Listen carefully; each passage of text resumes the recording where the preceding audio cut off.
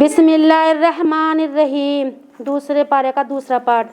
कह दो, मेरे रब ने तो न्याय का आदेश दिया है और यह कि इबादत के प्रत्येक अवसर पर हम अपना रुख ठीक रखो और निरे उसके भक्त एवं आज्ञाकारी बनकर उसे पुकारो।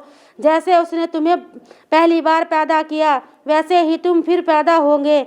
एक गिरोह को उसने मार्ग दिखाया, परंतु दूसरा गिरोह ऐसा है जिसका लोगों पर गुमराही चिपकर रह गई।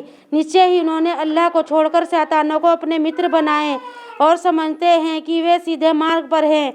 ऐ आदम की संतान, इबादत के प्रत्येक अवसर पर अपनी शोभा धारण करो। खाओ और पियो, परंतु हद से आगे ना बढ़ो। निश्चय ही वह हद से आगे बढ़ने वाले को पसंद नहीं करता। कहो अल्लाह की उस शोभा को जिसे उसने अपने बंदों के लिए उत्पन्न किया है और आजीविका की पवित्र अच्छी चीज़ों को किसने हराम कर दिया। कह दो, ये सांसारिक जीवन में बेईमान वालों के लिए है। क़यामत के दिन तो ये केवल उन्हीं के लिए होगी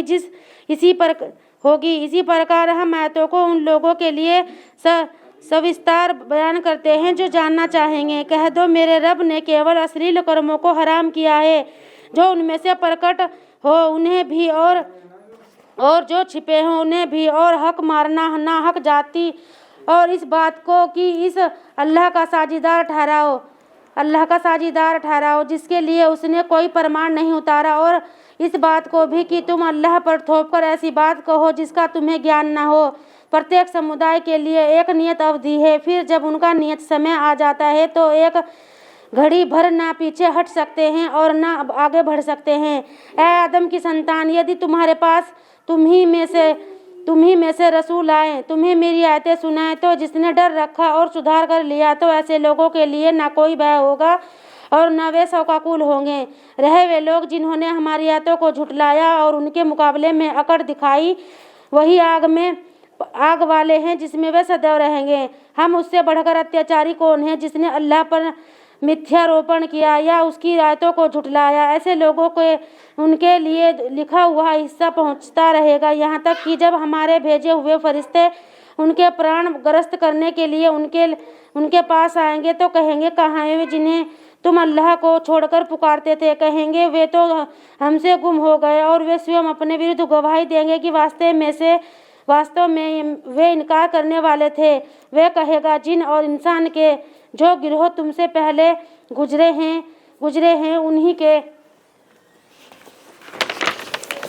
उन्हीं के साथ सम्मिलित होकर तुम भी आग में प्रवेश करो। जब भी कोई जमाअत प्रवेश करोगी तो वह अपनी बहन पर लानत करेगी, यहाँ तक कि जब सब उसमें रोल मिल जाएंगे तो उनमें से बाद में आने वाले अपने रब अपने से पहले वाले के विषय में कहेंगे, हमारे रब, हमें इन्हीं लोगों ने गुमराह किया था, तो तू इन्हें आग की दोहरी यातना दे। और कहेगा, हर एक के लिए दोहरी ही है, किंतु तुम नहीं जानते। और उनमें से पहले आने वाले अपने से बाद में आने वालों से कहेंगे, फिर हमारे मुकाबले में तुम्हें कोई श्रेष्ठता प्राप्त नहीं, तो जैसी कुछ कमाई तुम करते हो उसके बदले में तुम यातना का मजा चखो। जिन लोगों ने हमारी आयतों को झुटलाया और उनके मुकाबले में अकड़ दिखाई, उनके लिए आकाश के द्वार नहीं खोले जाएंगे और न वे जन्नत में प्रवेश करेंगे जब तक कि ऊँट सुई के नाके में से ना गुजर जाए। हम अपराधियों को ऐसा ही बदला देते हैं, उनके लिए बिछोना जहन्नम का होगा और ओढ़ना भी उसी का। अत्याचारियों को हम ऐसा ही बदला देते हैं। इसके विपरीत जो लोग ईमान लाए, उन्होंने अच्छे कर्म किए, हम किसी पर उसकी सामर्थ्य से बढ़कर बोझ नहीं डालते। वही लोग जन्नत वाले हैं, वे उसमें सदैव रहेंगे। उनके सीनों में एक दूसरे के प्रति जो रंजिश होगी उसे हम दूर कर देंगे। उनके नीचे नहरें बह रही होंगी और वे कहेंगे, प्रशंसा अल्लाह के लिए जिसने इसकी ओर हमारा मार्गदर्शन किया, और यदि अल्लाह हमारा मार्गदर्शन ना करता तो हम कदापि मार्ग नहीं पा सकते थे। हमारे रब के रसूल निसंदेह सत्य लेकर आए थे और उन्हें आवाज़ दी जाएगी, यह जन्नत है जिसकी तुम वारिस बनाए गए उन कर्मों के बदले में जो कुछ तुम करते रहे थे। जन्नत वाले आग वालों को पुकारेंगे, हमसे हमारे रब ने जो वादा किया था उसे हमने सच पाया, तो क्या क्या तुम में से तुम्हारे रब ने जो वादा कर रखा था तुमने भी उसे सच पाया? वे कहेंगे हाँ। इतने में एक पुकारने वाला उनके बीच पुकारेगा, अल्लाह की फिटकार है अत्याचारियों पर जो अल्लाह के मार्ग से रोकते हैं और उसे टेढ़ा करना चाहते हैं और जो आखिरत का इनकार करते हैं। और इन दोनों के मध्य एक ओट होगी और ऊंचाइयों पर कुछ लोग होंगे जो प्रत्येक को उसके लक्षणों से पहचानते होंगे और जन्नत वालों से पुकार कर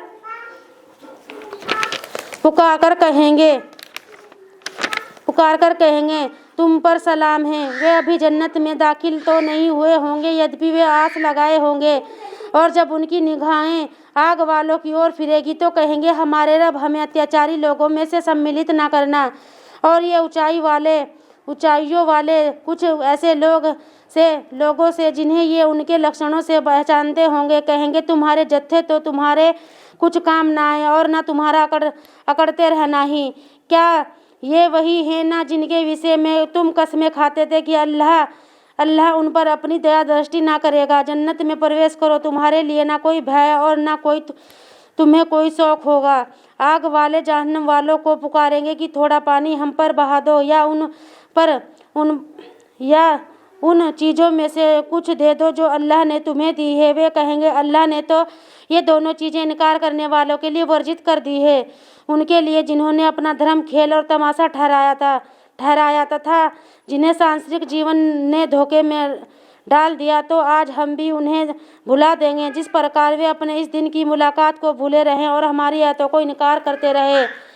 और निश्चय ही हम उनके पास एक ऐसी किताब ले आए हैं जिसने हमारे ज्ञान के आधार पर विस्तृत किया है, जो ईमान लाने वालों के लिए मार्गदर्शन और दयालुता है। क्या वे लोग केवल इसी की प्रतीक्षा में हैं कि उसकी वास्तविकता और परिणाम प्रकट हो जाए? जिस दिन उसकी वास्तविकता सामने आ जाएगी तो वे लोग जो इससे पहले उसे भूले हुए थे बोल उठेंगे वास्तव में हमारे रब के रसूल सत्य लेकर आए थे। तो क्या हमारे कुछ सिफारिशी हैं जो हमारी सिफारिश कर दें, या हमें वापस भेज दिया जाए कि कुछ हम करते थे उसे भिन्न कर्म करें? उन्होंने अपने आप को घाटे में डाल दिया और जो कुछ वे झूठ गढ़ते थे वे सब उनसे गुम होकर रह गए। निसंदेह तुम्हारा रब वही अल्लाह है जिसने आकाश और धरती को 6 दिनों में पैदा किया, फिर राज सिंहासन पर विराजमान हुआ और वह रात को दिन पर ढकता और जो तेजी से उसका पीछा करने में सक्रिय है और सूर्य चंद्रमा और तारे भी बनाए इस प्रकार की उसके आदेश से काम में लगे हुए हैं। सावधान रहो, उसी की सृष्टि है और उसी का आदेश है। अल्लाह सारे संसार का रब बड़ी बरकत वाला है। अपने रब को गिड़गिड़ाकर और चुपके पुकारो, निश्चय ही वे हद से आगे बढ़ने वालों को पसंद नहीं करता। और धरती में उसके सुधार के बाद बिगाड़ पैदा ना करो, भय और आशा के साथ उसे पुकारो। निश्चय ही अल्लाह की दयालुता सत्यकर्मी लोगों के निकट है और वही है जो अपनी दयालुता से अपने शुभ सूचना देने को हवाएं भेजता है।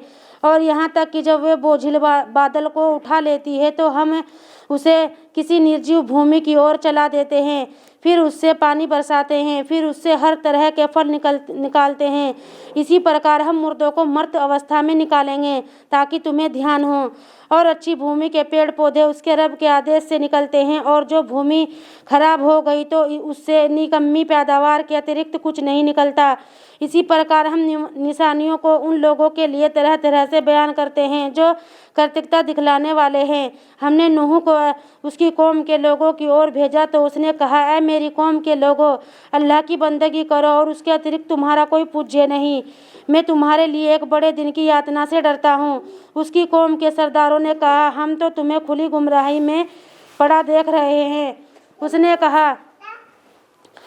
कहा, है मेरी कौम के लोगों, किसी गुमराही का मुझसे संबंध नहीं, बल्कि मैं सारे संसार के रब का एक रसूल हूँ।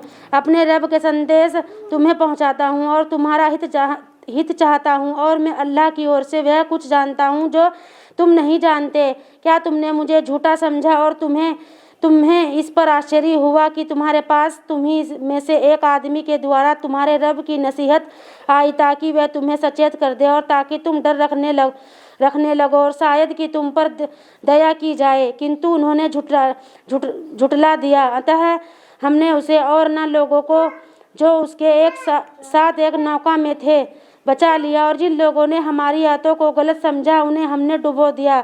निश्चय ही वे अंधे लोग थे। और याद की और उनके भाई हुद को भेजा। उसने कहा, है मेरी कौम के लोगों, अल्लाह की बंदगी करो, उसके अतिरिक्त तुम्हारा कोई पूज्य नहीं। तो क्या इसे सोचकर तुम डरते नहीं? उसकी कौम के इनकार करने वाले सरदारों ने कहा, वास्तव में हम तो देखते हैं कि तुम बुद्धिहीनता के ग्रस्त हो और हम तो तुम्हें झूठा समझते हैं। उसने कहा, है मेरी कौम के लोगों में बुद्धिहीनता में कदापि ग्रस्त नहीं हूँ, परंतु मैं सारे संसार के रब का रसूल हूँ। तुम्हें अपने रब के संदेश पहुँचाता हूँ और मैं तुम्हारा विश्वस्त हितैषी हूँ। क्या तुमने मुझे झूठा समझा और तुम्हें इस पर आश्चर्य हुआ कि तुम्हारे पास तुम्ही में से एक आदमी के द्वारा तुम्हारे रब की नसीहत आई ताकि वह तुम्हें सचेत करे? और याद करो जब उसने नूह की कौम के बाद तुम्हें उसका उत्तराधिकारी बनाया और शारीरिक दृष्टि से भी तुम्हें अधिक विशालता प्रदान किए थे। अल्लाह की सामर्थ्य के चमत्कारों को याद करो ताकि तुम्हें सफलता प्राप्त हो। वे बोले, क्या तुम हमारे पास इसलिए आए हो कि अकेले अल्लाह की हम बंदगी करें और जिनको हमारे बाप दादा पूछते रहे हैं उन्हें छोड़ दे? अच्छा, तो उसकी तुम हमें धमकी देते हो, उसे हम पर ले आओ यदि तुम सच्चे हो। उसने कहा, तुम पर तो तुम्हारे रब की ओर से नापाकी थोप दी गई है और प्रकोप टूट पड़ा है। क्या तुम मुझसे उन नामों के लिए झगड़ते हो जो तुमने और तुम्हारे बाप दादा ने रख छोड़े हैं, जिनके लिए अल्लाह ने कोई प्रमाण नहीं उतारा? अच्छा, तो तुम भी प्रतीक्षा करो, मैं भी तुम्हारे साथ प्रतीक्षा करता हूँ। फिर हमने अपनी दयालुता से उसको और जो लोग उसके साथ थे उन्हें बचा लिया और लोगों की जड़ काट दी जिन्होंने हमारी आयतों को झुटलाया था और ईमान वाले न थे। और समूद की और उनके भाई रसाले को भेजा। उसने कहा, है मेरी कौम के लोगों, अल्लाह की बंदगी करो, उसके अतिरिक्त तुम्हारा कोई पूज्य नहीं। तुम्हारे पास तुम्हारे रब की ओर से एक स्पष्ट प्रमाण आ चुका है। ये अल्लाह की ऊँटनी तुम्हारे लिए एक निशानी है, अतः इसे छोड़ दो कि अल्लाह की धरती में खाए और तकलीफ पहुंचाने के लिए इसे हाथ ना लगाना, अन्यथा तुम्हें एक दुखद यातना आ लेगी। और याद करो जब अल्लाह ने याद के बाद तुम्हें उसका उत्तराधिकारी बनाया और धरती में तुम्हें ठिकाना प्रदान किया, तुम उसके समतल मैदानों में महल बनाते हो और पहाड़ों को काट छांट कर भवनों का रूप देते हो। अतः अल्लाह की सामर्थ्य के चमत्कारों को याद करो और धरती में बिगाड़ पैदा करते ना फिरो। उसकी कौम के सरदार जो बड़े बने हुए थे उस कमजोर लोगों से जो उनमें ईमान लाए थे कहने लगे, क्या तुम जानते हो कि सालेह अपने रब का भेजा हुआ पैगंबर है? जी उन्होंने कहा, निसंदेह जिस चीज़ के साथ वे भेजा गया है हम उस पर ईमान रखते हैं। उन घमंड करने वालों ने कहा, जिस चीज़ पर तुम ईमान लाए हो हम तो उसको नहीं मानते। फिर उन्होंने उस ऊँटनी की कूचे काट दी और अपने रब के आदेश की अवहेलना की और बोले, ऐ साले, हमें तू जिस चीज़ की धमकी देता है उसे हम पर ले आ यदि तू वास्तव में रसूलों में से है। अतः एक हिला मारने वाली आपदा ने उन्हें आ लिया और वे अपने घरों में औंधे पड़े रह गए। फिर वह ये कहता हुआ उनके यहाँ से फिरा, ऐ मेरी कौम के लोगों, मैं तो तुम्हें अपने रब का संदेश पहुँचा चुका और मैंने तुम्हारा हित चाहा, परंतु तुम्हें अपने हितैषी पसंद ही नहीं आते। और हमने लूत को भेजा जब उसने अपनी कौम से कहा, क्या तुम वह प्रत्यक्ष अश्लील कर्म करते हो जिसे तुम दुनिया में तुमसे पहले किसी ने नहीं किया? तुम स्त्रियों को छोड़कर मर्दों से काम में इच्छा पूरी करते हो, बल्कि तुम नितांत मर्यादाहीन लोग हैं। उसकी कौम के लोगों का उत्तर इसके अतिरिक्त और कुछ ना था कि वे बोले, निकालो इन लोगों को अपनी बस्ती से, ये ऐसे लोग हैं जो बड़े पाक साफ हैं। फिर हमने उसके लोगों को छुटकारा दिया सिवाय उसकी स्त्री के कि वह पीछे रह जाने वालों में से थी। और हमने उन पर एक बरसात बरसाई तो देखो अपराधियों का कैसा परिणाम हुआ। और मदयन वालों की ओर हमने उनके भाई शोएब को भेजा। उसने कहा, ऐ मेरी कौम के लोगों, अल्लाह की बंदगी करो, उसके अतिरिक्त तुम्हारा कोई पूज्य नहीं। तुम्हारे पास तुम्हारे रब की ओर से एक स्पष्ट प्रमाण आ चुका है, तो तुम नाप और तोल पूरी करो और लोगों को उनकी चीज़ों में घाटा न दो और धरती में उसके सुधार के बाद बिगाड़ पैदा न करो। यही तुम्हारे लिए अच्छा है यदि तुम ईमान वाले हो। और प्रत्येक मार्ग पर इसलिए न बैठो कि धमकियाँ दो और उस व्यक्ति को अल्लाह के मार्ग से रोकने लगो जो उस पर ईमान रखता हो, और न उस मार्ग को टेढ़ा करने में लग जाओ। याद करो वह समय जब तुम थोड़े थे, फिर उसने तुम्हें अधिक कर दिया, और देखो बिगाड़ पैदा करने वालों का कैसा परिणाम हुआ। और यदि तुम्हें एक गिरोह ऐसा है जो उस पर ईमान लाया है जिसके साथ मैं भेजा गया हूँ, और एक गिरोह ईमान नहीं लाया, तो धैर्य से काम लो यहाँ तक कि अल्लाह हमारे बीच फैसला कर दे, और वह सबसे अच्छा फैसला करने वाला है।